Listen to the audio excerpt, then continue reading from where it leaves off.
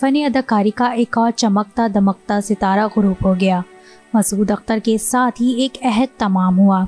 मसूद अख्तर एक ऐसे फनकार जिन्होंने कम लेकिन म्यारी काम के जरिए दिलों में जगह बनाई। 60 की दिहाई में फ़नी सफ़र का आगाज़ हुआ और पहली फिल्म संग दिल 1968 में आई, जिसमें उनके मद्दे मुकाबिल नदीम थे, लेकिन मसूद अख्तर ने कमाल की अदाकारी दिखाई, जिसके बाद इनका फिल्मी सफ़र एक नए दौर में दाखिल हुआ। कभी साइड हीरो तो कभी सोलो हीरो के तौर पर स्क्रीन पर जलवागर हुए। फिल्म ही नहीं, स्टेज और फिर टीवी ड्रामों में भी अपनी फनकाराना सलाहियतों के जौहर दिखाए। टीवी ड्रामों में वो सोबर किस्म के किरदार अदा करते, लेकिन इनमें मसूद अख्तर का फ़न अपने उरूज पर रहा। वो मुकालमात की अदायगी और चेहरे के तासुरात का इस्तेमाल बेहतरीन अंदाज में करते। बदकिस्मती से चंद बरसों पहले इनके जवां साल बेटे फेफड़ों के कैंसर से लड़ते लड़ते जिंदगी की बाजी हार गए, तो उन पर गम का पहाड़ टूट गया। धीरे धीरे फ़नी दुनिया से दूर होते गए। 2005 में हुकूमत ने इनकी खिदमात के एतराफ़ में प्राइड ऑफ परफॉर्मेंस से भी नवाजा। मसूद अख्तर ने लगभग 135 फिल्मों में अदाकारी दिखाई।